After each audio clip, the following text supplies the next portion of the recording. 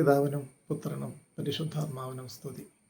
ഇന്ന് പരിശുദ്ധാത്മാവ് നമ്മെ ധ്യാനിക്കുവാനും പ്രാർത്ഥിക്കുവാനുമായിട്ട് കൂട്ടിക്കൊണ്ടുപോകുന്നത് റോമർക്ക് എഴുതിയ ലേഖനം 4-ാം അധ്യായത്തിൻ്റെ 10 മുതലുള്ള വാക്യങ്ങളിലൂടെയാണ്. അവിടെ പരിശുദ്ധനായ പൗലോസ്ലീഹ വഴിയായി പരിശുദ്ധാത്മാവ് നമ്മോട് സംസാരിക്കുകയാണ്.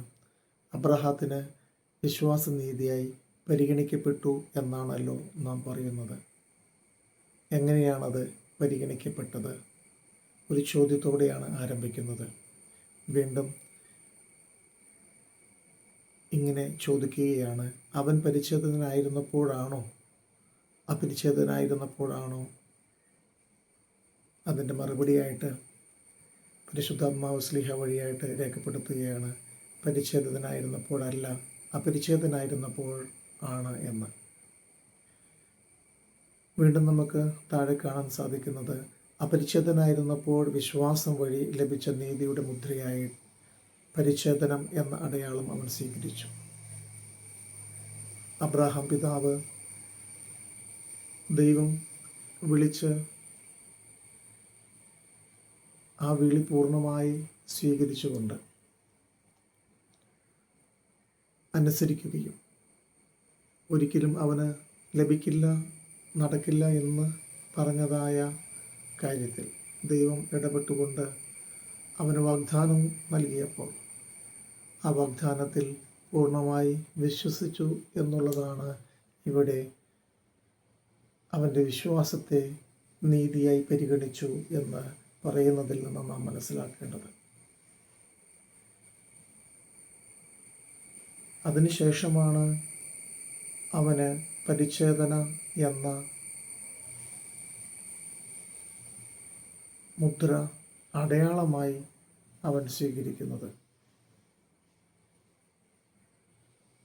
ഇത് അബ്രഹാമിനും അവൻ്റെ സന്തതികൾക്കും ആയി ദൈവം നൽകുന്ന കൽപ്പനകളുടെ ആരംഭമാണ്.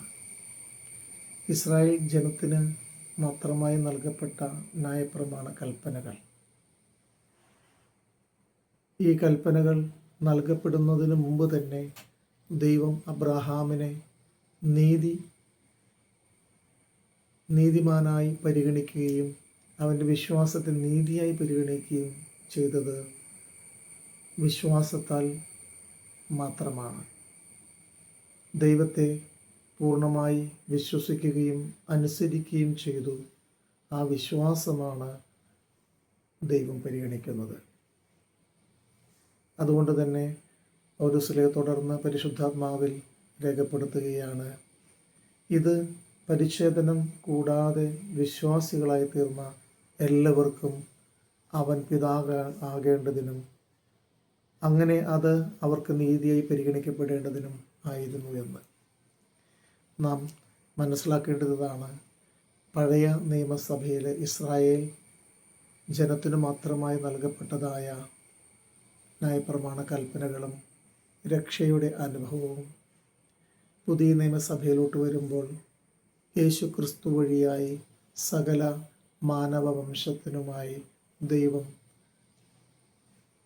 നൽകുവാൻ ആഗ്രഹിച്ചപ്പോൾ അത് ന്യായപ്രമാണ കൽപ്പനകളുടെ അനുഷ്ഠാനത്തിൽ അടിസ്ഥാനപ്പെടുത്തിയല്ല അവർക്ക് ദൈവം വാഗ്ദാനം നൽകിയത്. അബ്രഹാം എങ്ങനെ വിശ്വസിച്ചുവോ? ന്യായപ്രമാണ കൽപ്പനകളും പരിച്ഛേദനയും ഏൽക്കുന്നതിന് മുമ്പ് അബ്രഹാം ദൈവത്തിൽ എങ്ങനെ വിശ്വസിച്ചുവോ? അതേ വിശ്വാസത്തിൻ്റെ വഴിയിലൂടെ പിതാവാം ദൈവം ലോകത്തിൻ്റെ രക്ഷയ്ക്കായി അയച്ച തൻ്റെ പുത്രനായ യേശു ക്രിസ്തുവിലുള്ള വിശ്വാസം വഴിയായി മാനവകുലത്തിനെ മുഴുവനുമായും രക്ഷിക്കുവാൻ തക്കവണ്ണം യേശു ക്രിസ്തുവിലുള്ള വിശ്വാസത്തെ നീതിയായി പരിഗണിച്ചുകൊണ്ട് സകല മനുഷ്യർക്കും രക്ഷ വാഗ്ദാനം ചെയ്തു എന്നാണ് നാം വായിച്ചെടുക്കേണ്ടത്. അത് ന്യായപ്രമാണ കൽപ്പനകളുടെയോ എന്തെങ്കിലും പ്രത്യേക അനുഷ്ഠാനത്തിൻ്റെയോ പ്രവൃത്തിയുടെയോ ഫലമായിട്ടല്ല. ദൈവത്തിലുള്ള അടിയുറച്ചതായ വിശ്വാസം അബ്രാഹത്തിന് എങ്ങനെയായിരുന്നുവോ അതുപോലെ താൻ അയച്ച തൻ്റെ പുത്രനിലുള്ള വിശ്വാസം യേശു കർത്താവാണ് എന്നുള്ളതായ വിശ്വാസം. ആ വിശ്വാസത്തിലേക്ക് കടന്നു വരുന്ന ഓരോ വ്യക്തികൾക്കും ലഭിക്കുന്നതായ നീതിയുടെ പരിഗണന, അത് ദൈവം എല്ലാവർക്കും തുല്യമായി നൽകുന്നു എന്ന് പരിശുദ്ധാത്മാവ് വെളിപ്പെടുത്തുകയാണ്. പുതിയ നിയമത്തിലെ സഭയാകുന്ന ഇസ്രായേൽ ലോകം മുഴുവനുമുള്ള സകല മനുഷ്യപദങ്ങളുടെയും വർഗ വർണ്ണ വിവേചന വ്യത്യാസമില്ലാതെ എല്ലാവരെയും ചേർത്തു പിടിക്കുന്ന കർത്താവായ യേശു ക്രിസ്തുവിൻ്റെ രക്ഷാകരമായ സുവിശേഷത്തിൻ്റെയും അടയാളമാണ് എന്ന് നാം തിരിച്ചറിയണം. നാം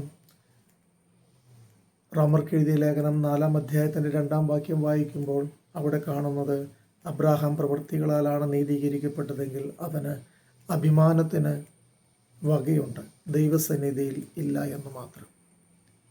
ഏതെങ്കിലും വിധത്തിൽ അബ്രാഹാമിൻ്റെ പ്രവൃത്തിയാണ് അവന് നീതിയായി കണക്കാക്കപ്പെട്ടതെങ്കിൽ അത് അവന് സ്വന്തം അഭിമാനത്തിന് മാത്രമേ അർഹതയുള്ളൂ. പക്ഷേ ശ്ലീഹ പറയുകയാണ് പരിശുദ്ധാത്മാവിലൂടെ, ദൈവസന്നിധിയിൽ അവന് ഇല്ല എന്ന് മാത്രം. ദൈവസന്നിധിയിൽ അഭിമാനിക്കാനായിട്ട് അതൊന്നുമല്ല എന്നാണ് രേഖപ്പെടുത്തിയിരിക്കുന്നത്. വിശുദ്ധ ലിഖിതം പറയുന്നത് എന്താണ്? അബ്രാഹാം ദൈവത്തിൽ വിശ്വസിച്ചു, അതവന് നീതിയായി പരിഗണിക്കപ്പെട്ടു. ജോലി ചെയ്യുന്നവൻ്റെ കൂലി കണക്കാക്കപ്പെടുന്നത് ദാനമായിട്ടല്ല, അവകാശമായിട്ടാണ്. ഇവിടെ കർത്താവായ യേശു ക്രിസ്തു വഴിയായി ലഭിച്ചിരിക്കുന്നതായ രക്ഷ കൂലിയല്ല, അവകാശമല്ല, നമ്മുടെ അധ്വാനത്തിൻ്റെയോ പ്രവൃത്തിയുടെയോ നമ്മുടെ എന്തെങ്കിലും ശ്രേഷ്ഠതയുടെയോ കൂലിയായിട്ട് ലഭിച്ചതല്ല എന്ന് നാം മനസ്സിലാക്കണം. അത് ദാനം മാത്രമാണ്. ആ ദാനം നമുക്ക് നൽകപ്പെട്ടതോ നമ്മുടെ വിശ്വാസം. അബ്രാഹാം ദൈവത്തിൽ വിശ്വസിച്ചു, അസാധ്യമായ കാര്യം നടക്കുമെന്ന് അവൻ അത് അടിയുറച്ച് വിശ്വസിച്ചപ്പോൾ അത് സംഭവിച്ചതുപോലെ ആ വിശ്വാസത്തെ ദൈവം പരിഗണിച്ചു, നീതിയായി അവനെ അത് പരിഗണിക്കുകയും നീതിയായി അവൻ്റെ മേൽ അത് വിലയിടുകയും ചെയ്തതുപോലെ യേശു ക്രിസ്തുവിലുള്ള വിശ്വാസം വഴിയായി സകല മനുഷ്യർക്കും ദൈവം ആ വിശ്വാസത്തെ നീതിയായി പരിഗണിച്ചുകൊണ്ട് എല്ലാവരെയും തൻ്റെ മക്കളാക്കി തീർക്കുവാൻ, രക്ഷയുടെ അനുഭവത്തിലേക്ക് കൂട്ടിച്ചേർക്കുവാൻ ആഗ്രഹിക്കുന്നു എന്നാണ് പരിശുദ്ധാത്മാവ് ഈ വചനത്തിലൂടെ പരിശുദ്ധ ശ്ലീഹ വഴിയായി നമ്മളോട് സംസാരിക്കുന്നത്. അതുകൊണ്ട് എൻ്റെ വാത്സല്യമുള്ളവരെ, നാം ഒന്ന് തിരിച്ചറിയണം, നമ്മുടെ പ്രവൃത്തികൾ അല്ല മുഖ്യമായിട്ട് കാണേണ്ടത്. അതിനു മുമ്പ് നാം ആയിരിക്കേണ്ടത് ദൈവത്തിലുള്ള അടിയുറച്ച വിശ്വാസത്തിലാണ്. ദൈവത്തിലുള്ള അടിയുറച്ച വിശ്വാസം വഴി ലഭിക്കുന്നതായ നീതീകരണത്തിലൂടെ നാം ഓരോരുത്തരും ദൈവകൽപ്പനകൾ പാലിച്ചുകൊണ്ട് പിന്നീട് ഉള്ള ജീവിതം മുന്നോട്ട് നയിക്കുമ്പോൾ അത് അനേകർക്ക് അനുഗ്രഹത്തിനും അനേകർക്ക് ദൈവസന്നിധിയിലേക്ക് കടന്നു വരുവാനുള്ള പ്രചോദനത്തിനും കാരണമായി തീരും എന്ന് നാം തിരിച്ചറിയണം. എൻ്റെ വാത്സല്യ സഹോദരങ്ങളെ, അതിന് നമുക്കെല്ലാവർക്കും സാധിക്കട്ടെ എന്ന് പ്രാർത്ഥിച്ചുകൊണ്ട് ദൈവത്തിരുനാമം മാത്രം മഹത്വപ്പെടട്ടെ എന്ന് പ്രാർത്ഥിക്കുകയും ചെയ്തുകൊണ്ട് നമ്മുടെ മേൽ ദൈവത്തിൻ്റെ കരുണയും കൃപയും ധാരാളമായി വർഷിക്കട്ടെ എന്ന് പ്രാർത്ഥിക്കുന്നു. ദൈവം നമ്മളെല്ലാവരെയും അനുഗ്രഹിക്കുമാറാകട്ടെ. ആമേൻ.